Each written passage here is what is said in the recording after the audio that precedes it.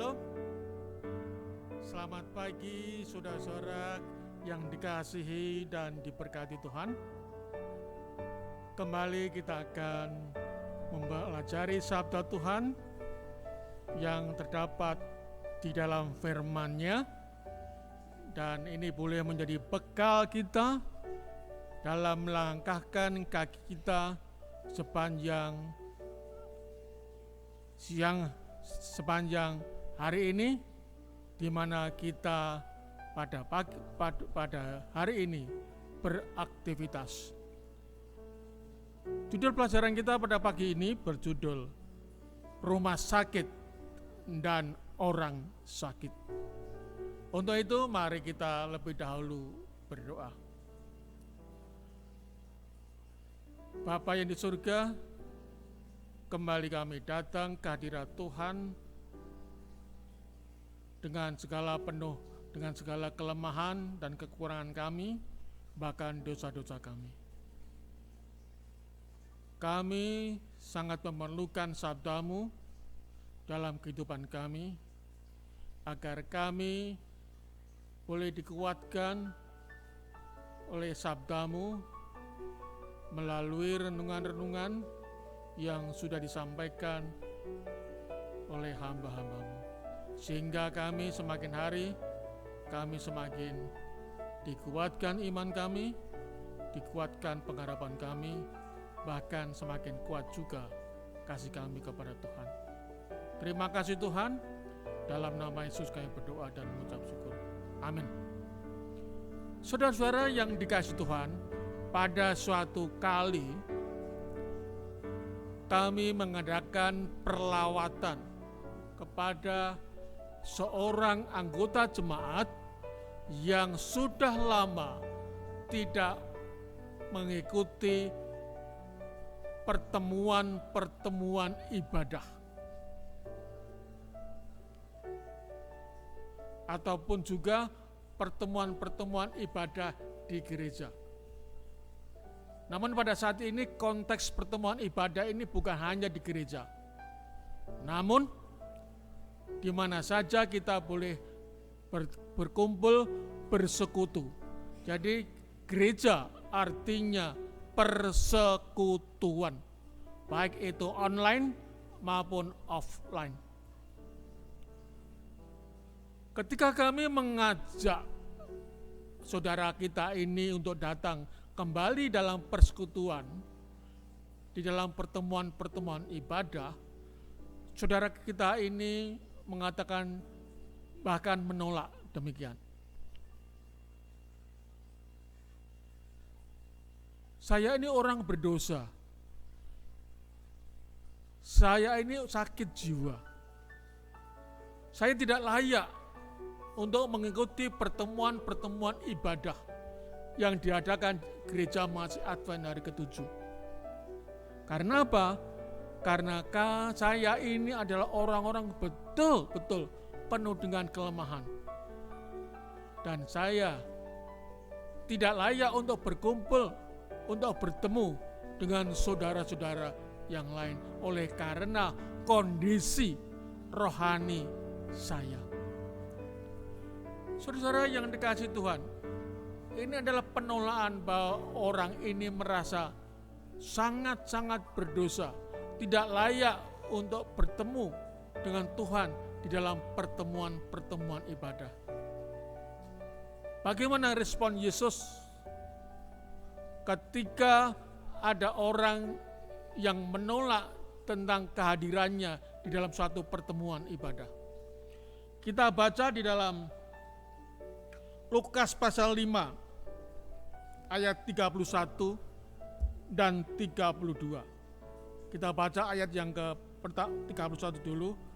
Lalu jawab Yesus kepada mereka, katanya, bukan orang sehat yang memerlukan tabib, tetapi orang sakit.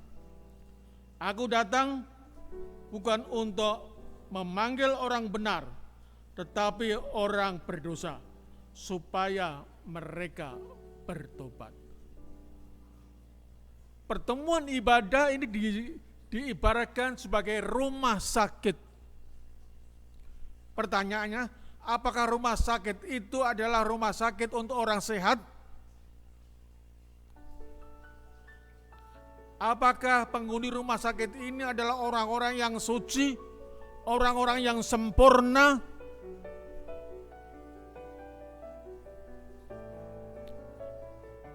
Kita mengetahui bahwa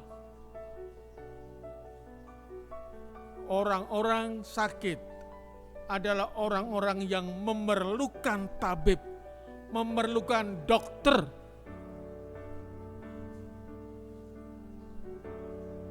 Dan inilah paradigma yang salah terhadap keberadaan pertemuan ibadah ini. Saya merasa berdosa dan seterusnya dan seterusnya. Padahal yang dicari oleh Yesus itu adalah orang-orang berdosa. Dan di dalam pertemuan-pertemuan ibadah ini, mereka adalah orang-orang sakit. Orang-orang yang punya kelemahan. Di dalam pertemuan ibadah ini, orang sakit memerlukan tabib agung, memerlukan dokter agung, yaitu siapa? Yesus Kristus, supaya mereka mengalami pemulihan, mereka mendapatkan kesembuhan rohani dalam kehidupan mereka. Jadi, rumah sakit adalah untuk orang sakit, dan pertemuan ibadah juga sekumpulan orang-orang sakit. Kalau saudara kita tadi mengatakan orang-orang suci adalah sebuah pernyataan yang keliru.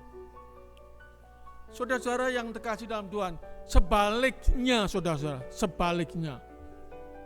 Ada juga orang-orang yang tinggal dalam pertemuan-pertemuan ibadah ini merasa sehat, merasa lebih baik, merasa tidak sakit. Bahkan saudara, mereka membandingkan dirinya dengan orang-orang yang sakit tersebut dan merasa bahwa dia ini adalah baik-baik saja. Saudara yang kasih dalam Tuhan, mari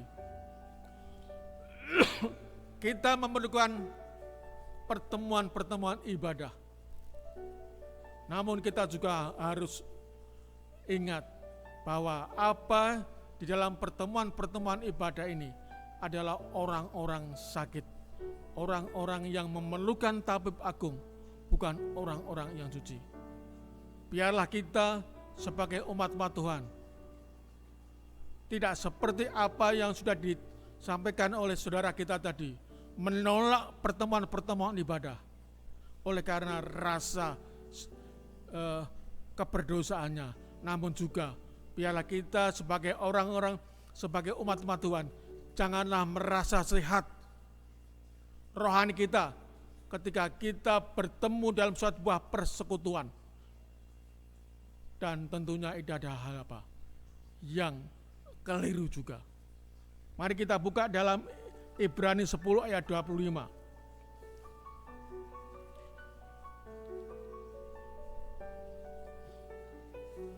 Ibrani 10 ayat 25 dikatakan,